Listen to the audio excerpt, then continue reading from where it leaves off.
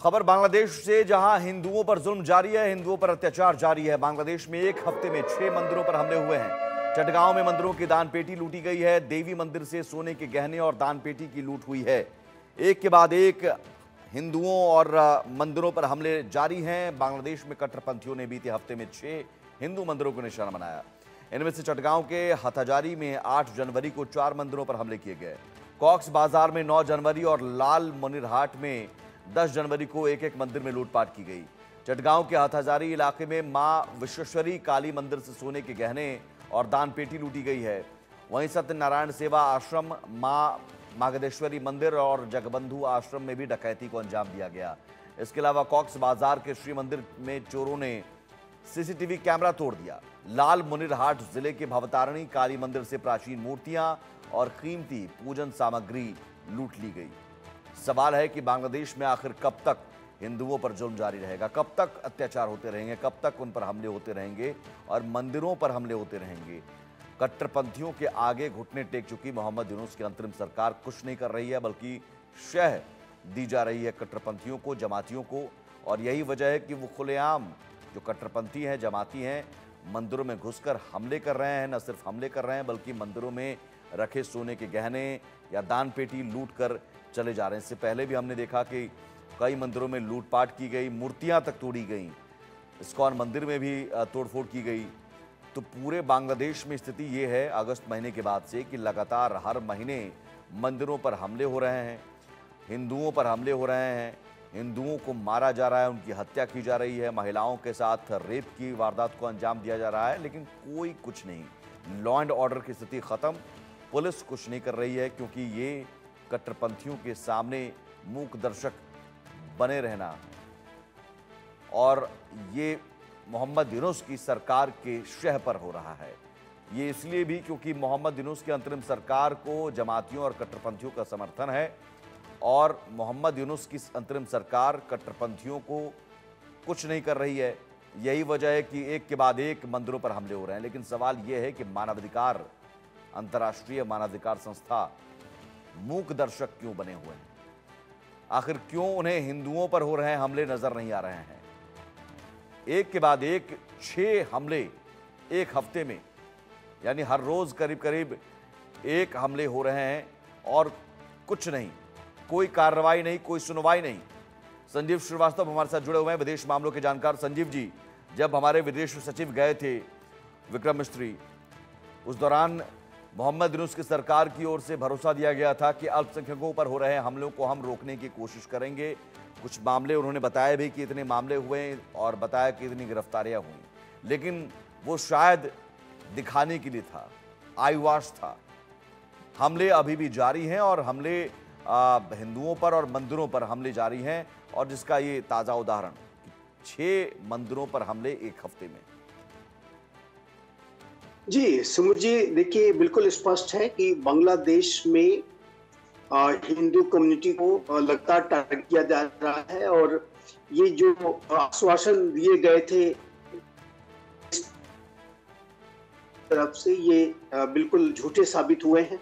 और लगातार जो है हिंदू कम्युनिटी और हिंदू परिवारों को परसिक्यूट करने की वहां पर कोशिश की जा रही है, साजिशें रची जा रही हैं, रिलीजियस परसिक्यूशन चल रहा है।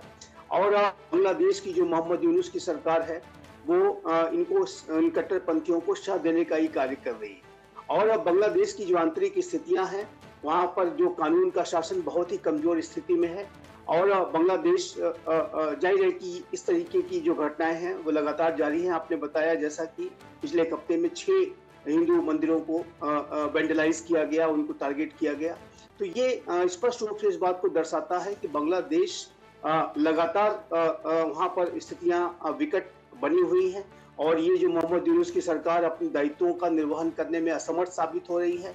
और ऐसी भी अब रिपोर्ट है कि मोहम्मद यूनुस की जो सरकार है, अगर इसी स्थिति में रही तो इसका जो भविष्य है, इस सरकार का भी जो भविष्य है वो भी संकट में दिखाई देता है। और फिर वहां पर स्थितियां और भी अधिक खराब होंगी। कट्टरपंथी सीधे सीधे कोई अपना शासन की तरफ बढ़ सकते हैं और बांग्लादेश की स्थितियां बिल्कुल उसी तरीके की हो सकती हैं जैसा कि अभी वर्तमान समय में आप पाकिस्तान का देख रहे हैं।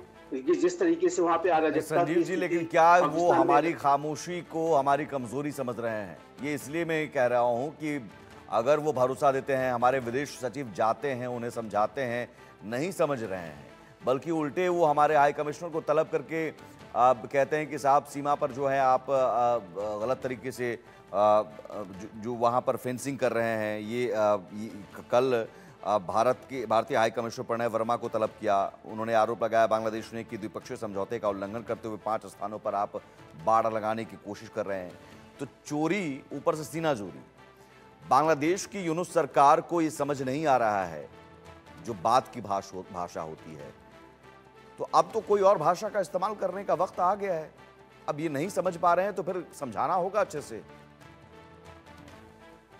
देखिए, भारत के पास सभी तरीके के विकल्प हैं और भारत बांग्लादेश के संदर्भ में एक संतुलित तरीके से चलने की कोशिश कर रहा है, लेकिन हम कठोर कार्रवाइयों का विकल्प भी रखते हैं और भारत लगातार इस बात की कोशिश कर रहा है कि एक कंस्ट्रक्टिव एंगेजमेंट के साथ, एक सलाहकारी भूमिका के साथ भारत बांग्लादेश के साथ एंगेज करे। अभी तक हमारा रुख ये अवश्य रहा है, लेकिन जिस तरीके से बांग्लादेश में हिंदू कम्युनिटी के ऊपर हमले हो रहे हैं और अब हमारे सीमा संबंधी विषयों को लेकर के हमारे उच्चायुक्त को तलब किया जाना, जबकि इनकी जो बांग्लादेश में अगर इनको कहीं भी ज्यादा चिंता करने की आवश्यकता है तो वो म्यांमार के बॉर्डर पे चिंता करने की आवश्यकता है, जहां पे अराकान आर्मी ने पहले ही एक बड़ा भाग कब्जा में ले रखा है। लेकिन वो उल्टा भारत, जिसने कि बांग्लादेश के जन्म में सबसे बड़ी भूमिका निभाई, भारत के सहयोग के बिना बांग्लादेश का अस्तित्व भी संभव नहीं था, उसका जन्म संभव नहीं था। ऐसे भारत के को ही आंखें दिखाने का अगर वो कार्य करेंगे तो जाहिर है कि भारत कठोर कार्रवाइयों का विकल्प नहीं, लेकिन यहां पर तो हम चावल भेज रहे हैं संजीव जी, और बांग्लादेश की बेशर्मी, मोहम्मद यूनुस की बेशर्मी ये है कि चावल भारत से मंगाते हैं और उल्टे भारत को आप आंख दिखाते हैं। वहां पर हिंदुओं पर हमले को लगातार होने दे रहे हैं, शह दे रहे हैं कट्टरपंथियों को, तो दाना हमारे यहां का खाएंगे। संजीव जी, बिल्कुल वहां पर की जो वो एक तरीके से उन्हें कट्टरपंथियों को शह देने का उसने कार्य किया है। हमने जिस तरीके से देखा कि जमात इस्लामी बांग्लादेश हो या अल अंसार बांग्ला टीम हो या अन्य जो कट्टरपंथियों को जिस तरीके से लगातार वहां पर रिहाई दी गई है, और ये जो और एक आतंक परस्त राष्ट्र पाकिस्तान राष्ट्र, जिसके साथ तो बांग्लादेश का एक बेहद काला इतिहास रहा है, उन सारे विषयों को भुला करके वर्तमान समय में ये जो सरकार वहां के नेताओं के साथ गलबैया करने का जो कार्य कर रही है, जिस तरह की तस्वीरें आई शहबाज शरीफ और मोहम्मद यूनुस की, तो उससे ये स्पष्ट है कि ये जो अंतरिम सरकार है ये कट्टरपंथियों के दबाव में आके काम कर रही है। नहीं तो ये तो अब स्पष्ट है, कट्टरपंथियों के दबाव में आकर काम कर रही है, लेकिन इलाज मैं समझना चाह रहा हूं डिप्लोमेटिक तौर पर या फिर बाकी क्या विकल्प हो सकते हैं। मैं आता हूं उस पर, लेकिन इस बीच एक बड़ी खबर